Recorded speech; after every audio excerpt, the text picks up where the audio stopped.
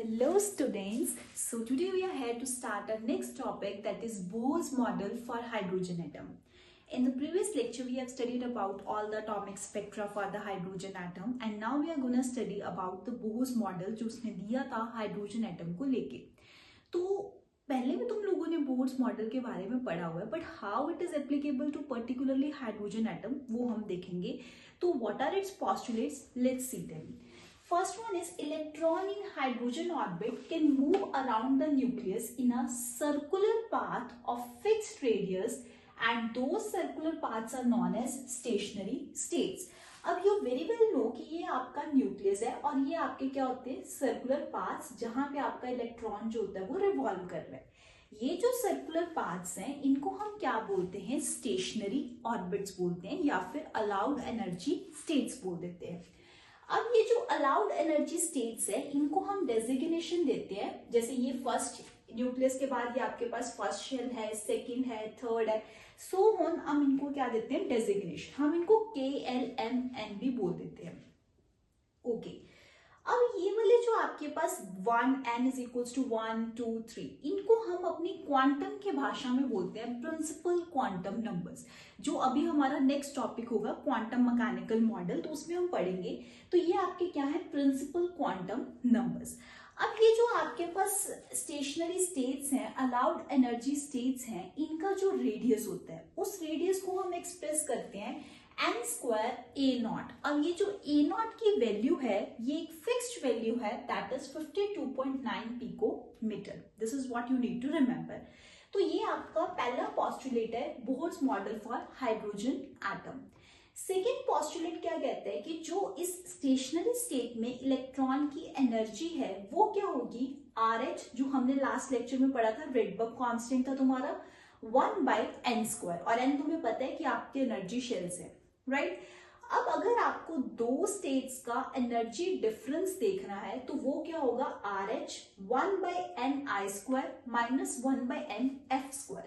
अब ये ni और nf क्या है, these are nothing just initial and final state. ठीक है, उसकी इनिशियल स्टेट क्या थी, स्टार्टिंग वाली कौन सी थी, और वो जंप करके कौन सी स्टेट पे गया वो उसकी क्या है, फाइनल स्टेट. तो ये आपका क्या होगा, दो ऑर्बिट्स के बीच का डिफरेंस ऑफ एनर्जी. तीसरा पोस्टुलेट क्या कहता है, this theory can also be applied to ions containing only one electron similar to that in hydrogen atom.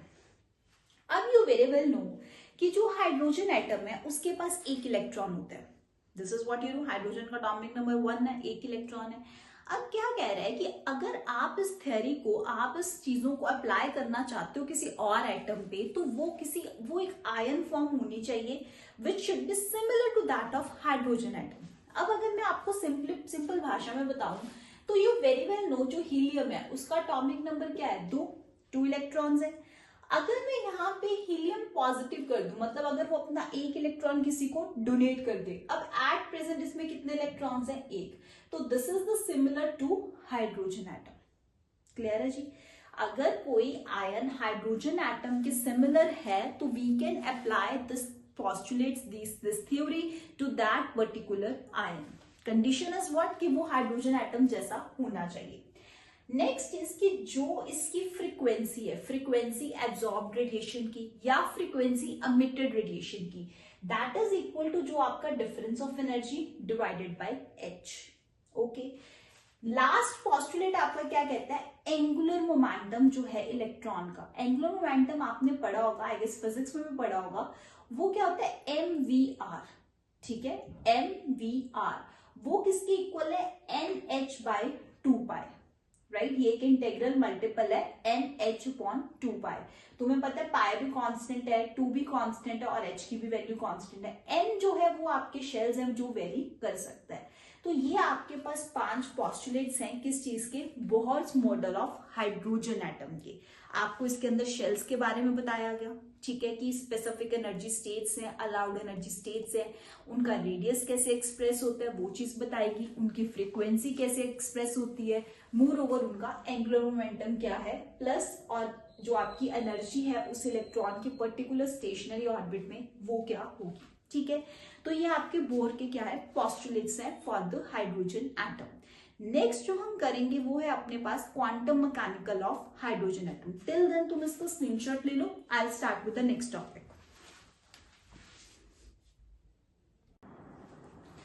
So students, अब हमने Bohr model for hydrogen atom discuss कर लिया। नेक्स्ट अपने पास जो है that is quantum mechanical model of atom. ठीक है, क्वांटम के बारे में मैंने आपको प्रीवियस लेक्चर्स में बताया, डिटेल में हमने बात कर लिया था, क्वांटम के बारे में डिस्कस हो चुका था, क्या है उसका इंट्रोडक्टरी पार्ट। ठीक है, क्वांटम है क्या चीज, फिर क्वांटम के बेसिस पे हम कौन कौन सी थेरीज को एक्सप्लेन कर सकते हैं, वो हमने चीजें करी हुई हैं। अब जो क्वांटम मैकेनिकल मॉडल है एटम का, वो क्या कह रहे हैं, दो चीजें बोलते हैं। एक वो कह रहा है कि जो मैटर है उसका डुअल बिहेवियर है, दूसरा वो कह रहा है, एक उसने प्रिंसिपल के बारे में बात करी, हेजनबर्ग अनसर्टेनिटी प्रिंसिपल। तो वन बाय वन हम इन दोनों चीजों के बारे में डिस्कस करेंगे। पहली जो चीज है that is dual behaviour of matter. Dual means two types of. तो क्या कह रहे हैं, de Broglie hypothesis, de Broglie ने हमें क्या बताया कि जिस प्रकार से रेडिएशन हमें डुअल बिहेवियर शो करती है, उसी प्रकार से जो मैटर है वो भी आपको डुअल बिहेवियर शो करेगा। तो अगर आपको याद हो, आपने ये फॉर्मूला पीछे भी पढ़ा था। तो अगर मैटर डुअल बिहेवियर एक्सप्रेस कर रहा है तो it will be also showing this kind of formula, it will be fulfilling this kind of formula. तो क्या है, lambda is equal to h upon m v. Lambda is wavelength, h तुम्हें पता है कांस्टेंट था, एम मास है और we आपकी क्या है, वेलोसिटी है। अब क्या चीज है कि एक आपके पास होते हैं माइक्रोस्कोपिक ऑब्जेक्ट्स, एक होते हैं मैक्रो। माइक्रो मीन्स जो छोटे हैं, मैक्रो मीन्स जो बड़े हैं। अब जो मैक्रोस्कोपिक ऑब्जेक्ट्स हैं, मैक्रो मीन्स बड़ा, तो उसका मास क्या होगा, ज्यादा होगा। मास ज्यादा है तो मतलब उसकी वेवलेंथ क्या है, कम, क्योंकि आपको दिख रहा है वेवलेंथ और मास जो है वो एक इनवर्स रिलेशन फॉलो कर रहे हैं। तो मास ज्यादा मतलब उसकी वेवलेंथ कम। अगर उसकी वेवलेंथ कम है तो उसका जो वेव नेचर है वो आपको डिटेक्ट करना डिफिकल्ट होगा, वो आप डिटेक्ट नहीं कर पाओगे। ठीक है जी, तो आपके पास दो प्रकार के नेचर है, एक पार्टिकल नेचर है, एक वेव नेचर है। तो आप जब आपका मैक्रोस्कोपिक ऑब्जेक्ट है उसके लिए आप जो वेव नेचर है वो इजिली डिटेक्ट नहीं कर पाओगे in case of macroscopic object, just because उनका मास ज्यादा है और वेवलेंथ क्या है, कम है। क्लियर है इतनी बात। नेक्स्ट आपके पास आता है हेजनबर्ग अनसर्टेनिटी प्रिंसिपल। ये भी आपका माइक्रोस्कोपिक ऑब्जेक्ट्स के लिए एप्लीकेबल है, मैक्रो के लिए एप्लीकेबल नहीं है। तो इसका क्या कहना है, it is not possible to determine simultaneously exact position and exact momentum of electron. तो क्या कह रहा है, कहता भाई तुम इलेक्ट्रॉन की जो उसकी एग्जैक्ट पोजीशन है और जो उसका एग्जैक्ट मोमेंटम है, मोमेंटम माने कि तुम वेलोसिटी भी कह सकते हो, क्योंकि मोमेंटम का फॉर्मूला क्या है, मास इनटू वेलोसिटी। तो कह रहे हैं कि तुम इलेक्ट्रॉन की एग्जैक्ट पोजीशन और एग्जैक्ट वेलोसिटी साइमल्टेनियसली एक ही साथ दोनों चीजें डिटेक्ट नहीं कर सकते हो, दोनों चीजों की वैल्यू आप एक ही साथ फाइंड नहीं कर सकते हो। तो इस चीज को अपने दिमाग में बिठा लेना कि या तो आप एग्जैक्ट पोजीशन ढूंढ पाओगे या एग्जैक्ट वेलोसिटी ढूंढ पाओगे। ठीक है, तो डेल्टा एक्स मतलब उसके अंदर कितना चेंज है पोजीशन में, अनसर्टेनिटी इन पोजीशन। एक्स को हम पोजीशन से डिनोट कर रहे हैं, पोजीशन एक्स से डिनोट कर रहे हैं। डेल्टा पी एक्स जो कि मोमेंटम है। ठीक है, तो ये एक अनसर्टेनिटी इन पोजीशन और uncertainty in momentum, when you have the product of this, तो उसका आंसर आपका क्या आएगा, ग्रेटर देन और equals to h upon 4 pi. Right, अब क्या चीज है कि आपको पता है मोमेंटम का फॉर्मूला क्या है, मास इनटू वेलोसिटी। तो ये लो मैंने लिख दिया, मास इनटू वेलोसिटी। देखो मास आपका कांस्टेंट है, मास आपका चेंज नहीं हो रहा है, दिस इज व्हाई मैंने इसको डेल्टा के आगे लिखा है, डेल्टा के साथ नहीं लिखा। राइट, तो आपके पास क्या है, delta x into delta we x, यानी कि आपकी वेलोसिटी। एम जो इधर मल्टीप्लाई का था उधर जाके क्या हो गया, डिवाइड। राइट, तो ये आपके पास क्या आ गया, एक हेजनबर्ग अनसर्टेनिटी प्रिंसिपल को फॉलो अप करके this is the formula you have come up to. ठीक है, तो समझने वाली बात सिर्फ ये है कि आप पोजीशन और वेलोसिटी को एक साथ डिटरमाइन नहीं कर सकते हो। राइट, लेट्स से मेरे पास जो वेलोसिटी है डेल्टा वी एक्स वो बहुत ज्यादा है और डेल्टा एक्स बहुत छोटा है, ठीक है। तो यहाँ पे आपको जो पोजीशन की वैल्यू है वो एक सर्टेन वैल्यू मिलेगी और जो आपकी वेलोसिटी की वैल्यू है वो क्या होगी, अनसर्टेन। तो ये आपका ओवरव्यू है कि जो क्वांटम मैकेनिकल मॉडल है वो इन दो चीजों के बारे में बताता है। एक तो वो जो मैटर है वो डुअल बिहेवियर एक्सप्रेस कर रहा है और दूसरा आप किसी इलेक्ट्रॉन की एग्जैक्ट पोजीशन और वेलोसिटी दोनों चीजें साइमल्टेनियसली डिटरमाइन नहीं कर सकते हो, ठीक है। Have a screenshot of this, then हम आगे थोड़ा और पढ़ते हैं क्वांटम मैकेनिकल के बारे में। सो क्वांटम मैकेनिकल मॉडल के बारे में बात कर रहे थे तो हमने दो चीजें पढ़ी, एक डुअल बिहेवियर और एक हेजनबर्ग अनसर्टेनिटी प्रिंसिपल, राइट। अब ये जो क्वांटम मैकेनिकल मॉडल है यू नो कि ये इनकॉर्पोरेट हो रहा है किसके ऊपर, डुअल बिहेवियर ऑफ एटम के ऊपर, राइट। तो यहाँ पे हमें एक साइंटिस्ट था स्क्रोडिंजर, उसने हमें एक इक्वेशन दी जो तुमने एज सच याद करनी है। कहां से डिराइव हुई है that is a very big derivation, हम उस पर नहीं जाएंगे, ठीक है। That's not of your use at this point of time. तो तुम्हें सिर्फ उसकी इक्वेशन पता होनी चाहिए, वो क्या है उसको ध्यान से समझना। Curly square psi by curly x square, ठीक है, इसको आप डेल्टा भी बोल सकते हो। Curly square psi by curly y square plus curly square psi by curly z square plus 8 pi square m by h square E minus V psi is equal to 0। अब तुम्हें बहुत वियर्ड सा लग रहा होगा ये साई और ये सारा कर्ली वगैरह क्या है, ठीक है। तो ध्यान से समझना, पहली चीज आप इस सारी चीज को E psi equals to H psi भी लिख सकते हो, आपको दोनों फॉर्म्स इसकी पता होनी चाहिए, राइट। अब ये जो आपके पास ई साई है ये आपको बता रहा है कि कितने पॉसिबल एनर्जी लेवल्स हैं इलेक्ट्रॉन के, ठीक है।